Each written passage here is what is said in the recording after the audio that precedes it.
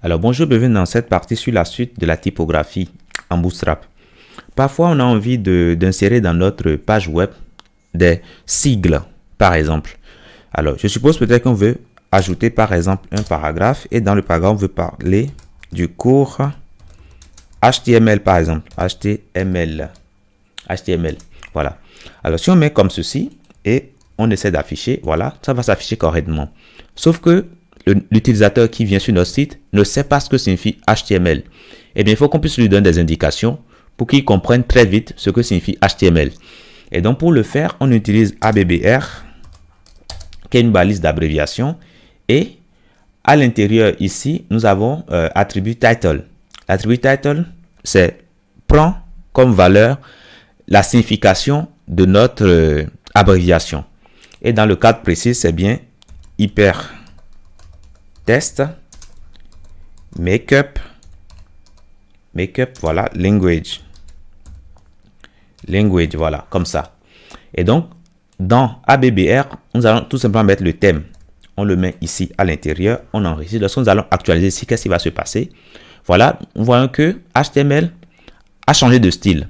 Lorsqu'on va venir sur HTML, automatiquement, on va voir le texte qui va s'afficher, hypertext makeup language. Donc voilà comment on peut tout simplement insérer une abréviation dans notre document web avec Bootstrap. Maintenant, je suppose qu'on veut insérer une citation. On utilise la balise bloc quote comme ça. Et puis, si on a la source de la citation, on met tout simplement la source ici, c'est-à-dire l'URL de la source. Et après, si nous n'avons pas, on peut laisser tout simplement. Voilà. Et il faut lui donner une classe.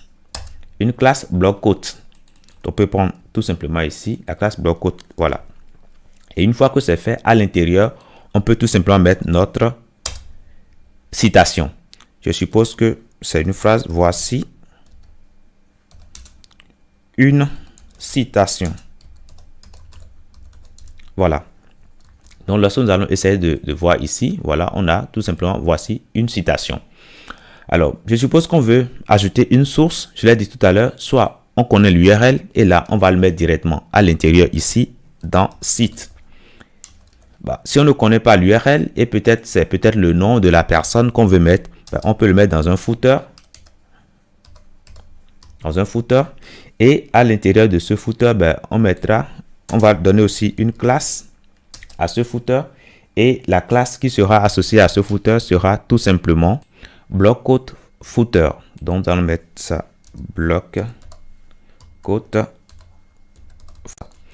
Alors, si nous allons actualiser ici, qu'est-ce qui va se passer? Voilà, on a bien notre bloc quote footer. Et donc, c'est ça que nous avons ici. Maintenant, on peut mettre peut-être le nom de l'auteur. Je suppose que nous allons mettre auteur. Voilà, comme ça. On actualise et on voit bien l'auteur qui est un peu grisé. Et voilà. Maintenant, on peut aussi ajouter une balise. Une balise site, comme ça. Et donc, dans cette balise, on pourra mettre la source. Alors, donc, on va lui donner un title.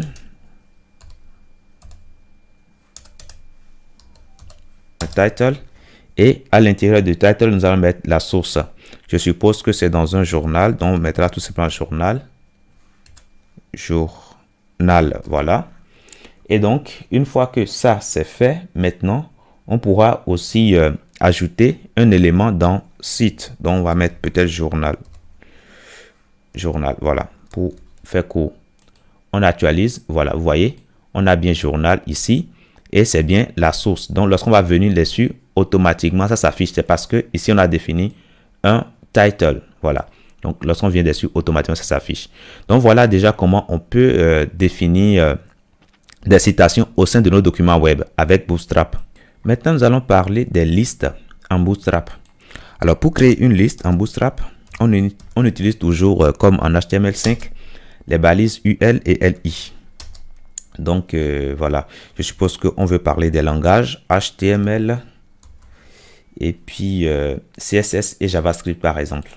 Donc, on va mettre tout simplement HTML, voilà, LI, CSS et puis JavaScript.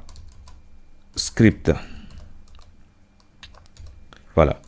Lorsqu'on va essayer d'actualiser ici, tout simplement, on voit bien notre liste avec évidemment des styles par défaut qui sont définis. Alors maintenant, soit on peut agir sur cette liste et modifier son contenu pour ne pas avoir cet affichage que nous avons par défaut. Et cela est possible avec Bootstrap. Si on veut déjà enlever le style par défaut, on peut utiliser une classe tout simplement ici dans notre balise UL. Et donc ce sera, on va mettre la classe. Et donc, cette classe aura pour valeur liste onStyled. Donc liste comme ça. Et puis onStyled comme ça. Donc lorsqu'on va faire comme ça, on va perdre. Voilà. Donc ça enlève automatiquement les styles définis par défaut. Donc on va quand même ajuster quand même ceci un tout petit peu. On va copier ça et le mettre là. Donc ici on aura tout simplement ici liste sans style. Voilà. Et en haut ici nous aurons tout simplement liste avec style ou même liste par défaut.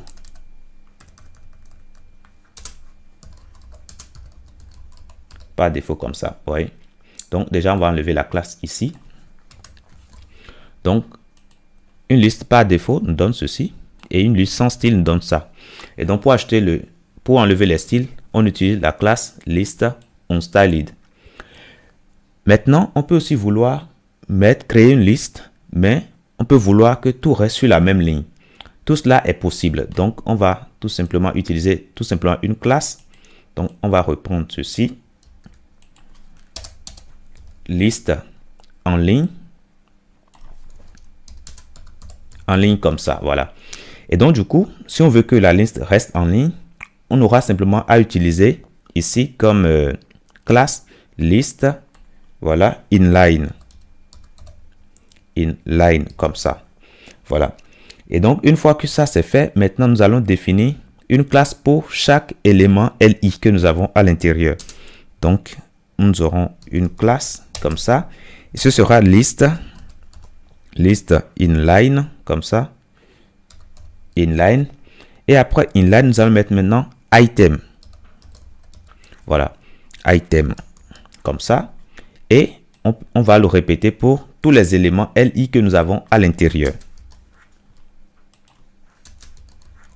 Lorsque nous allons actualiser ici, qu'est-ce qui va se passer?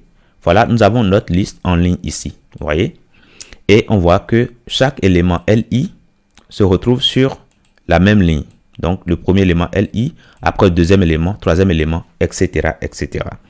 Donc voilà comment on peut définir une liste sur la même ligne.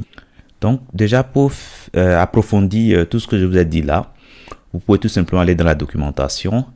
Et déjà vous venez sur le site documentation.